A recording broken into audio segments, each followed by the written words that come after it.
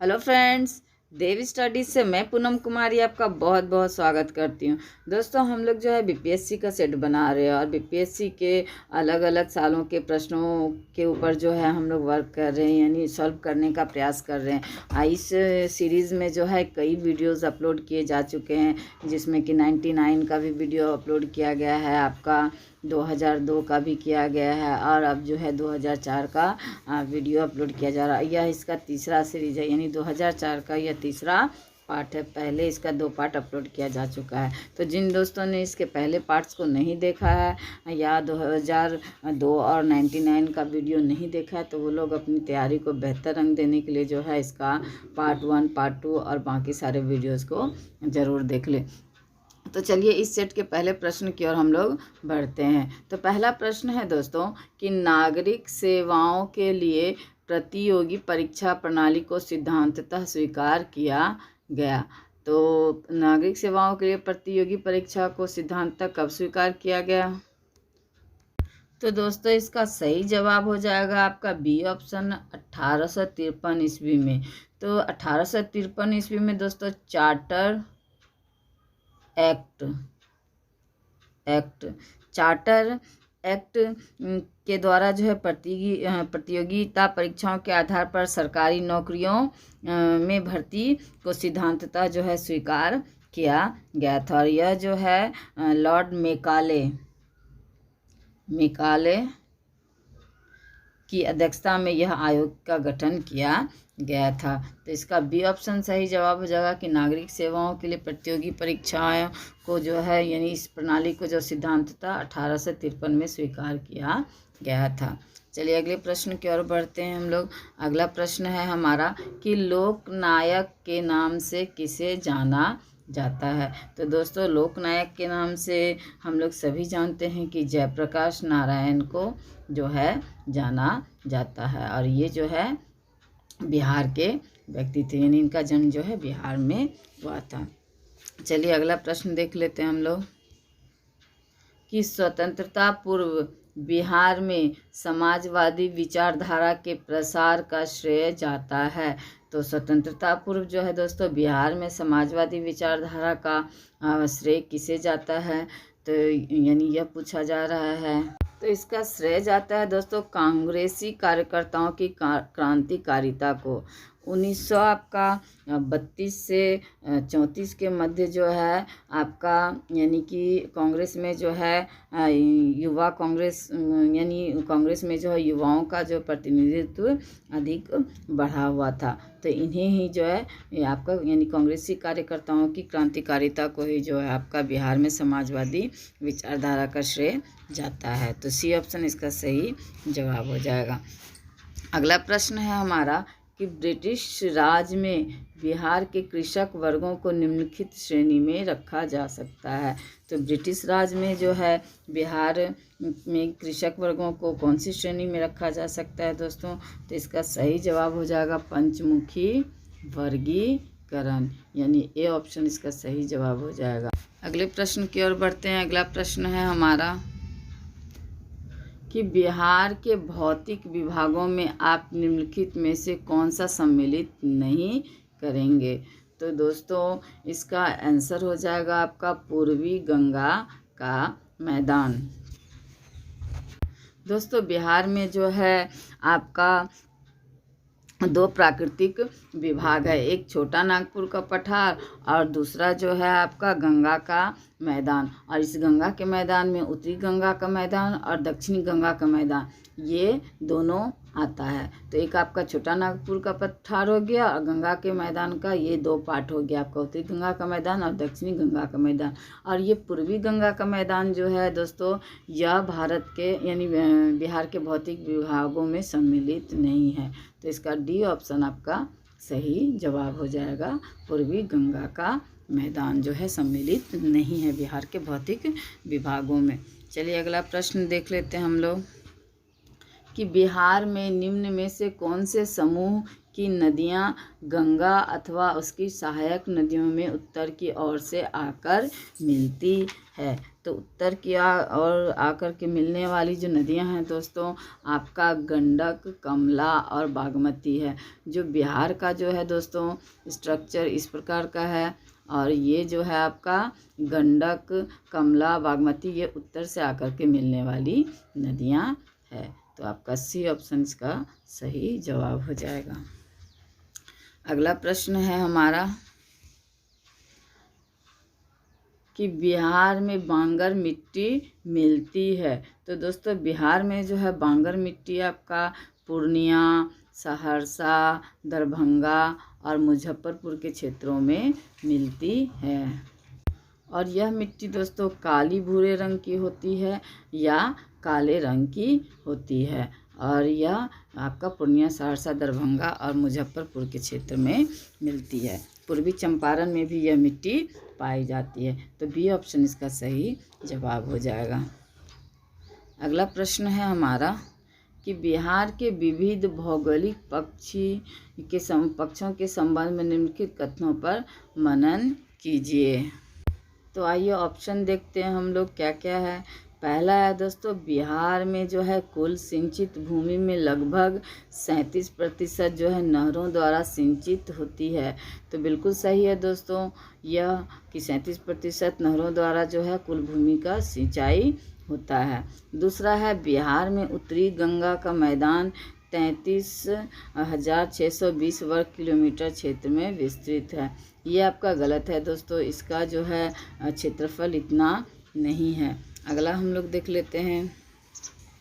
तीसरा है कि किशनगंज और पश्चिमी चंपारण बिहार में सर्वोच्च वार्षिक वर्षा प्राप्त करते हैं। तो ये भी सही है दोस्तों, बिहार में सबसे अधिक वर्षा जो है पश्चिमी चंपारण और बिहार में होता है। और अगला है हमारा, बिहार में राष्ट्रीय राजमार्गों की कुल लंबाई 2461 किलोमीटर है। तो यह भी सही है दोस्तों, यानी कि पहला, तीसरा और चौथा सही है, दूसरा गलत है। तो इसके अनुसार आंसर आपका हो जाएगा आपका यहाँ डी ऑप्शन 1, 3 और 4, यानी डी ऑप्शन इसका सही जवाब हो जाएगा। अगले प्रश्न की ओर बढ़ते हैं हम लोग। अगला प्रश्न है कि किशनगंज और पश्चिमी चंपारण ने सॉरी दोस्तों, ये ऑप्शन पढ़ने लगे हम, आगे देख लेते हैं। बिहार में सूची 1 यानी खनिज दिया हुआ, सूची 2 जो है उससे संबंधित स्थान है से संबंधित कीजिए तथा सूचियों को नीचे दिए गए कूट का सही प्रयोग करके चुनिए। यानी मिलान करना है हम लोगों को, यानी एक तरफ आपको सूची 1 में स्थान दिया हुआ है और सूची 2 में जो है आपका, यानी सूची 1 में खनिज दिया हुआ, दूसरे सूची 2 में स्थान दिया हुआ। तो हम लोगों को जो है इसका मिलान करना है। तो आइए हम लोग मिलान करते हैं दोस्तों। तो यहाँ सबसे पहले दिया हुआ है अभ्रक, तो अभ्रक जो हो जाएगा आपका दोस्तों गया, यानी गया जो है अभ्रक के लिए मुख्य रूप से जाना जाता है। तो पहला का 2 हो जाएगा दोस्तों। दूसरा है स्वर्ण, तो स्वर्ण जो है दोस्तों वह स्वर्ण मुंगेर, यानी मुंगेर जो है स्वर्ण के लिए जाना जाता है। तीसरा है डोलोमाइट, तो डोलोमाइट जो है दोस्तों यह रोहतास, यानी रोहतास में पाया जाता है। और पेट्रोलियम बच गया आपका, तो पेट्रोलियम जो है आपका किशनगंज में मिलता है। तो इसके अनुसार आपका कौन सा ऑप्शन हो जाएगा दोस्तों, सी ऑप्शन सही जवाब हो जाएगा। चलिए अगले प्रश्न की ओर बढ़ते हैं। अगला प्रश्न है हमारा, और यह भी सूची मिलाने वाला है दोस्तों, कि बिहार में सूची 1 में उद्योग दिया हुआ है और सूची 2 में नगर है, उससे संबंधित कीजिए तथा सूचियों को नीचे दिए गए कूट का प्रयोग कर सही उत्तर चुनिए। यानी कूट का प्रयोग करना है। तो आइए सूची 1 में देखते हैं क्या है, और सूची 2 में उससे संबंधित नगर दिया हुआ है। तो आइए हम लोग मिलान करते हैं दोस्तों। पहला है कागज़ एवं लुगदी, तो कागज़ एवं लुगदी के लिए आपका डालमिया नगर जाना जाता है। दूसरा है यानी बी है आपका सिगरेट, तो सिगरेट के लिए जो है दिलवारपुर जाना जाता है। तीसरा है यानी सी ऑप्शन है प्लाईवुड, दोस्तों प्लाईवुड जो है यानी प्लाईवुड के लिए हाजीपुर जाना जाता है। और डी है आपका जूट, तो जूट के लिए पूर्णिया मूल रूप से जाना जाता है। तो यानी ए का दूसरा हो गया, बी का ए का 1 हो गया, बी का 2 हो गया, सी का 3 हो गया और डी का जो है 4 हो गया। तो इसका सही जवाब हो जाएगा दोस्तों 1 2 3 4, यानी बी ऑप्शन इसका सही जवाब हो जाएगा। चलिए अगला प्रश्न हम लोग देख लेते हैं कि वर्ष 2001 की जनगणना के अनुसार निम्नलिखित में से बिहार के जिलों का कौन सा समूह जनसंख्या का सही अवरोही क्रम को दर्शाता है। तो ये 4 ऑप्शंस में इसका सही जवाब हो जाएगा दोस्तों पटना, पूर्वी चंपारण, मुजफ्फरपुर और मधुबनी, यानी ए ऑप्शन इसका सही जवाब हो जाएगा। सबसे अधिक पटना में है आपका जनसंख्या, और उसके बाद पूर्वी चंपारण, उसके बाद मुजफ्फरपुर और फिर मधुबनी। तो ये आपका अवरोही क्रम हो जाएगा जनसंख्या के दृष्टि से। चलिए अगला प्रश्न हम लोग देख लेते हैं। किस एकमात्र देश की सीमा बिहार राज्य से जुड़ती है। तो दोस्तों बिहार राज्य से जो है एकमात्र नेपाल की सीमा जो है जुड़ती है। तो इसका बी ऑप्शन इसका सही जवाब हो जाएगा। अगला प्रश्न है हमारा कि वर्ष 2001 की जनगणना के अनुसार बिहार में महिला साक्षरता की दर क्या है। तो दोस्तों बिहार में महिला साक्षरता की दर जो है 33.57% है। तो सी ऑप्शन इसका सही जवाब हो जाएगा। अगला प्रश्न है हमारा कि भौगोलिक क्षेत्रफल की दृष्टि से भारत में बिहार का क्रम क्या है। तो दोस्तों भौगोलिक क्षेत्रफल की दृष्टि से बिहार का जो है भारत में 12वां स्थान है। तो सी ऑप्शन इसका सही जवाब हो जाएगा। दोस्तों अक्सर बिहार से जो है जोड़ करके प्रश्न पूछा जाता है आपका बीपीएससी में, और बिहार से जोड़ करके जो प्रश्न आपका लगभग 30 के आसपास पूछा जाता है। तो बिहार से रिलेटेड जानकारी रखना बीपीएससी के लिए, यानी बीपीएससी कंप्लीट करने के लिए आपका बहुत ज़रूरी है। तो आपका यहाँ 12वां स्थान है बिहार का भौगोलिक क्षेत्रफल की दृष्टि से भारत में। अगला प्रश्न हम लोग देख लेते हैं। अमेरिकी अंतरिक्ष यान कोलंबिया दुर्घटनाग्रस्त हुआ। तो अमेरिकी अंतरिक्ष यान कोलंबिया कब दुर्घटनाग्रस्त हुआ दोस्तों। तो यह 2003 ईस्वी में जो है दुर्घटनाग्रस्त हुआ था।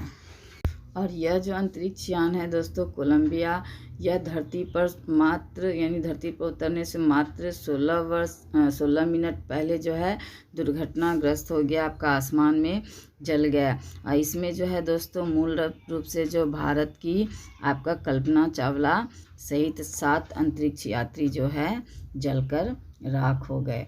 तो आपका 2003 की यह घटना है, यह कल्पना चावला इस दिन इनकी मृत्यु इस दुर्घटना में हुई थी। चलिए अगला प्रश्न हम लोग देख लेते हैं कि डॉक्टर मनमोहन सिंह के लिए कौन सा कथन सही नहीं है। तो दोस्तों डॉक्टर मनमोहन सिंह के लिए कौन सा कथन सही नहीं है पूछा जा रहा है। तो चलिए हम लोग देखते हैं। तो भारत के पूर्व वित्त मंत्री थे। तो सही है दोस्तों, वो भारत के वित्त मंत्री रह चुके थे। दूसरा है भारतीय रिजर्व बैंक के पूर्व गवर्नर। तो ये भी सही है दोस्तों, वो गवर्नर के पद पर भी रह चुके हैं। तीसरा है यानी सी ऑप्शन है विश्वविद्यालय अनुदान आयोग के पूर्व अध्यक्ष। तो यह भी सही है दोस्तों, वो विश्वविद्यालय अनुदान आयोग के अध्यक्ष के पद पर भी रह चुके थे। डी ऑप्शन है आपका अंतर्राष्ट्रीय मुद्रा कोष के पूर्व महानिदेशक। तो यह आपका गलत जवाब हो जाएगा दोस्तों, वो अंतर्राष्ट्रीय मुद्रा कोष के पूर्व महानिदेशक के पद पर कभी नहीं रहे। तो इस वजह से यह डी ऑप्शन सही जवाब हो जाएगा। अगला प्रश्न है हमारा, असंगठित क्षेत्र के श्रमिकों के लिए किस उद्देश्य से सामाजिक सुरक्षा योजना शुरू की गई है। तो दोस्तों असंगठित क्षेत्र के जो श्रमिकों के लिए जो है आपका वृद्धावस्था पेंशन भी जो है लागू की गई, स्वास्थ्य बीमा, व्यक्तिगत दुर्घटना बीमा, इन सभी यानी सामाजिक सुरक्षा के तहत योजनाओं को जो है लागू की गई, शुरू की गई। तो ये इसका डी ऑप्शन सही हो जाएगा दोस्तों, इनमें से सभी। अगला प्रश्न है हमारा कि मिलेनियम विकास लक्ष्य जिसे MDG के नाम से जाना जाता है में किसे शामिल नहीं किया गया है। तो इसका ऑप्शन है निर्धनता एवं भूख को समाप्त करना, तो इसे शामिल किया गया है दोस्तों एमडीजी के तहत। सर्वव्यापी प्राथमिक शिक्षा की प्राप्ति, इसे भी शामिल किया गया है। लैंगिक समानता एवं महिला सशक्तिकरण को बढ़ावा देना, तो इसे भी जो है आपका मिलेनियम विकास के लक्ष्य में जो है शामिल किया गया है। 2 अंकों वाली आर्थिक वृद्धि दर को जो है इसमें शामिल नहीं किया गया है। तो आपका डी ऑप्शन इसका सही हो जाएगा दोस्तों। इसमें जो है आपका 8 लक्ष्य को निर्धारित किया गया है आपका मिलेनियम विकास लक्ष्य के तहत, तो इसका डी ऑप्शन सही जवाब हो जाएगा। अगला प्रश्न है हमारा कि वर्तमान 2004 ईस्वी में भारत में कितनी महिला मुख्यमंत्री है। तो वर्तमान भारत में जो है दोस्तों यानी 2004 की का यह प्रश्न है, तो उस समय कितनी महिला मुख्यमंत्री थी यह पूछा जा रहा है। इसका सही जवाब हो जाएगा 4, यानी उस समय जो है 4 महिला मुख्यमंत्री थी आपका 2004 में। अगला प्रश्न है हमारा कि 14वीं लोकसभा में कितनी महिला सांसद है। तो 14वीं लोकसभा में जो है कितनी महिला सांसद थी दोस्तों, तो इसमें जो है आपका 44 महिला सांसद थी आपकी 14वीं लोकसभा में, तो सी ऑप्शन इसका सही जवाब हो जाएगा। अगला प्रश्न है कि भारतीय संसद पर आतंकवादी हमला कब हुआ था। तो भारतीय संसद पर जो है दोस्तों आतंकवादी हमला आपका 13 दिसंबर 2001 को हुआ था, तो इसका बी ऑप्शन सही जवाब हो जाएगा। अगला प्रश्न है हमारा कि कौन सी लोकसभा के चुनाव 4 चरणों में हुए। तो कौन सी लोकसभा के चुनाव 4 चरणों में हुए दोस्तों, तो आपका 14वीं लोकसभा का चुनाव जो है आपका 4 चरणों में हुआ था। तो करंट से जोड़ करके पूछा गया यह प्रश्न है। अगला प्रश्न हमारा कि भारत के प्रधानमंत्री के रूप में डॉक्टर मनमोहन सिंह का क्रम क्या है। तो दोस्तों भारत के प्रधानमंत्री के पद पर जो है डॉक्टर मनमोहन सिंह का क्रम 14वां है, तो इसका सी ऑप्शन सही जवाब हो जाएगा। अगला प्रश्न है हमारा कि वर्तमान में नाटो यानी उत्तरी अटलांटिक संधि संगठन के कितने सदस्य हैं। तो कितने सदस्य हैं दोस्तों नाटो के, तो 26 सदस्य है आपका नाटो में वर्तमान में, यानी 2004 के आसपास जो है यह आंकड़ा था आपका 26। अगला प्रश्न है हमारा कि 11 सितंबर 2001 को संयुक्त राज्य अमेरिका के किस भवन पर आतंकवादी हमला हुआ था। तो किस भवन पर जो है 11 सितंबर 2001 को आतंकवादी हमला हुआ था दोस्तों, तो आपका पेंटागन पर जो है आपका 11 सितंबर 2001 को जो है आतंकवादी हमला हुआ था। इस आतंकवादी का जो मुख्य सरगना दोस्तों आपका खालिद शेख थे, और इसमें जो है लगभग 3000 लोगों की मृत्यु हुई थी, और यह जो है यानी यह घटना जो है आपका पेंटागन में हुआ था, तो सी ऑप्शन इसका सही जवाब हो जाएगा। अगला प्रश्न हमारा कि साम्यवादी चीन के वर्तमान में सर्वाधिक शक्तिशाली नेता कौन है। तो सर्वाधिक शक्तिशाली नेता जो है दोस्तों उस समय हू जिनताओ थे, तो ए ऑप्शन इसका सही जवाब हो जाएगा। अगला प्रश्न है हमारा, ये सारे प्रश्न जो है दोस्तों करंट से जोड़ करके पूछा गया है। और अगला है कि वर्तमान में यूएनओ के कितने सदस्य हैं। तो वर्तमान में यूएनओ के जो है 151 सदस्य थे, यानी 2004 में जो है यूएनओ में जो है सदस्यों की संख्या 151 थी, तो बी ऑप्शन इसका सही जवाब हो जाएगा। अगला प्रश्न है हमारा कि अंतर्राष्ट्रीय आर्थिक सहयोग में किसे तीसरे स्तंभ के रूप में जाना जाता है।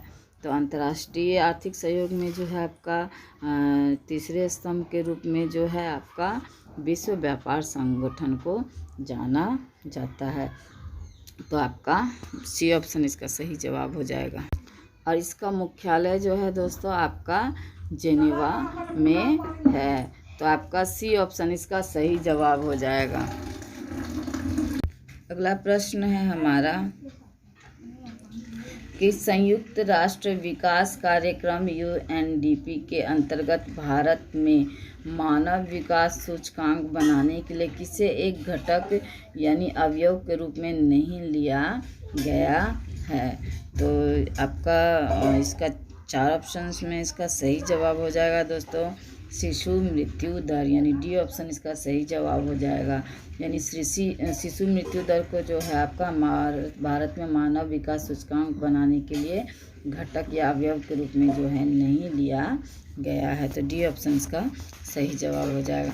अगला प्रश्न है हमारा कि प्रधानमंत्री ग्रामोदय योजना का कौन अवयव नहीं है। तो प्रधानमंत्री ग्रामोदय योजना का जो है पोषण जो है आपका अवयव नहीं है। बाकी प्राथमिक शिक्षा, प्राथमिक स्वास्थ्य और ग्रामीण सड़कें जो है ये सब जो है प्रधानमंत्री ग्रामोदय योजना के जो है अवयव है। तो सी ऑप्शन इसका सही जवाब हो जाएगा। अगला प्रश्न है हमारा कि विश्व में शांति और आपसी सहयोग स्थापित करने के लिए नेहरू जी ने कौन सा सिद्धांत प्रस्तुत किया। तो नेहरू जी ने जो है विश्व में शांति और आपसी सहयोग स्थापित करने के लिए जो है पंचशील सिद्धांत प्रस्तुत किया था। तो आपका बी ऑप्शन इसका सही जवाब हो जाएगा। अगला प्रश्न है हमारा कि यूएनओ के चार्टर पर हस्ताक्षर हुए थे। तो यूएनओ के चार्टर पर जो है आपका डम्बर्टन ऑक्स सम्मेलन में जो है हस्ताक्षर हुए थे। तो इसका सी ऑप्शन सही जवाब हो जाएगा। सॉरी दोस्तों, इसका सही जवाब सी ऑप्शन नहीं होगा बल्कि सैन फ्रांसिस्को सम्मेलन में जो है इस पर हस्ताक्षर हुए थे। तो इसका बी ऑप्शन आपका सही जवाब हो जाएगा। और इसमें जो है दोस्तों 51 राष्ट्रों को जो है आमंत्रित किया गया था और उसके बाद जो है इस पर आपका हस्ताक्षर हुआ था सैन फ्रांसिस्को सम्मेलन में। तो बी ऑप्शन इसका सही जवाब हो जाएगा। अगला प्रश्न है हमारा कि सोवियत संघ का विघटन कब हुआ था। तो सोवियत संघ का विघटन जो है आपका दोस्तों दिसंबर 1991 में हुआ था। सोवियत संघ की जो संसद है दोस्तों आपका सुप्रीम सोवियत, उसने जो है सुप्रीम सोवियत ने जो है आपका यानी कि 26 दिसंबर आपका 1991 को जो है स्वयं के अधिवेशन करके जो है स्वयं को यानी इस सभा को जो है भंग करने की यानी घोषणा की थी। तो आपका सी ऑप्शन इसका सही जवाब हो जाएगा। अगला प्रश्न है हमारा कि संयुक्त राज्य अमेरिका के इतिहास में एकमात्र अनिर्वाचित राष्ट्रपति थे। तो संयुक्त राज्य अमेरिका के इतिहास में एकमात्र जो है आपका यानी कि अनिर्वाचित जो राष्ट्रपति थे वे फोर्ड थे। यानी सी ऑप्शन इसका सही जवाब हो जाएगा। और इनका पूरा जो नाम है दोस्तों जेराल्ड फोर्ड था और इन्होंने जो है 1947 में जो है राष्ट्रपति पद ग्रहण किया था। इन्हें जिस साल हमारा भारत स्वतंत्र हुआ था उसी साल जो है यानी यह जो है राष्ट्रपति का यानी ये एक कानून पारित हुआ था दोस्तों आपका 1947 में। और 1974 में ये जेराल्ड फोर्ड जो है उस कानून के तहत जो है आपका राष्ट्रपति के पद पर जो है ग्रहण किए थे। तो सी ऑप्शन इसका सही जवाब हो जाएगा। अगला प्रश्न है हमारा कि अंतर्राष्ट्रीय न्यायालय का स्थायी मुख्यालय कहाँ है। तो अंतर्राष्ट्रीय न्यायालय का स्थायी मुख्यालय जो है दी हेग में है। तो ए ऑप्शन इसका सही जवाब हो जाएगा। यह दी हेग जो है दोस्तों नीदरलैंड में स्थित है, यानी यह स्थान नीदरलैंड में स्थित है। और तो ये इसका आपका ए ऑप्शन सही जवाब हो जाएगा। अगला प्रश्न है हमारा कि हिंद महासागर तटीय क्षेत्रीय सहयोग संगठन हिमतचेस के चार्टर पर हस्ताक्षर हुए थे। तो इसका यानी हिंद महासागर के तटीय सहयोग क्षेत्रीय संगठन हिमतक्ष चार्टर पर हस्ताक्षर कब हुए थे दोस्तों, यह पूछा जा रहा है। तो इसका सही जवाब हो जाएगा आपका मार्च 1997 को। तो बी ऑप्शन इसका सही जवाब हो जाएगा। ये सब जो है दोस्तों करंट से जोड़ करके पूछा गया प्रश्न है, तो बी ऑप्शन इसका सही जवाब हो जाएगा। अगला प्रश्न है हमारा कि भारत ने अपना पहला परमाणु परीक्षण कब किया था। तो भारत ने अपना पहला परमाणु परीक्षण जो है दोस्तों आपका 18 मई 1974 में किया था। उस समय जो है दोस्तों श्रीमती इंदिरा गांधी जो है भारत की प्रधानमंत्री थी, और ये इंदिरा गांधी के नेतृत्व में जो है यानी इसके प्रधानमंत्री के रहते हुए जो यह आपका 1974 में 18 मई को यह परमाणु परीक्षण किया गया था आपका राजस्थान में। तो राजस्थान के जो है जैसलमेर के ज़िले पोखरन नाम के ज़िले में जो यह प्रथम परमाणु परीक्षण किया गया था आपका 18 मई 1974 को। तो बी ऑप्शन इसका सही जवाब हो जाएगा। अगला प्रश्न है कि सामाजिक अधिसंरचना में किसे शामिल नहीं किया गया है। तो सामाजिक अधिसंरचना में जो है दोस्तों आपका किसे शामिल नहीं किया गया है, तो इसमें आपको तार संचार यानी दूर संचार को शामिल नहीं किया गया। बाकी स्वास्थ्य, शिक्षा और आवास, इन सभी को जो है आपका सामाजिक अधिसंरचना में शामिल किया गया। सिर्फ जो संचार यानी दूर संचार को शामिल नहीं किया गया है। तो सी ऑप्शन इसका सही जवाब हो जाएगा। अगला प्रश्न है कि किस राज्य की अन्य देशों से भौगोलिक सीमाएं नहीं जुड़ी है। तो किस राज्य के अन्य देशों से भौगोलिक सीमा नहीं जुड़ी है दोस्तों, तो हरियाणा से जो है अन्य राज्यों की सीमाएं यानी अन्य देशों से सीमाएं नहीं जुड़ी है। बाकी पंजाब, राजस्थान और बिहार से जो है आपका यानी इनकी सीमाओं से जो अन्य देशों की सीमाएं मिलती है, सिर्फ हरियाणा से जो है नहीं मिलती है। तो इसका डी ऑप्शन सही जवाब हो जाएगा। अगला और अंतिम प्रश्न है दोस्तों इस वीडियो का कि शक्ति स्थल का संबंध किससे है। तो शक्ति स्थल का संबंध जो है दोस्तों श्रीमती इंदिरा गांधी के समाधि से है। तो ए ऑप्शन इसका सही जवाब हो जाएगा। दोस्तों 10 प्रश्न और है जो कि मैथ से जोड़ करके पूछा गया प्रश्न है। क्योंकि इस PDF में मैथ्स को सॉल्व करना आसान नहीं है, मुश्किल होगा, तो इस वजह से मैंने जो उन प्रश्नों को नहीं लिया है। बाकी जो है 3 पार्ट में करके मैंने जो आपका 2004 के सारे प्रश्नों को शामिल किया है। और आप लोग जो है बिल्कुल इन प्रश्नों को रट लीजिए, ये प्रश्न इनके आने की संभावना बनती है। तो चलिए कैसे लगे आपको मेरा यह प्रश्नों का सेट। अगर अच्छा लगा तो मेरे वीडियो को लाइक और शेयर कीजिए, और अब तक अगर मेरे चैनल को सब्सक्राइब नहीं किए हैं तो मेरे चैनल को सब्सक्राइब भी ज़रूर कीजिए। धन्यवाद दोस्तों।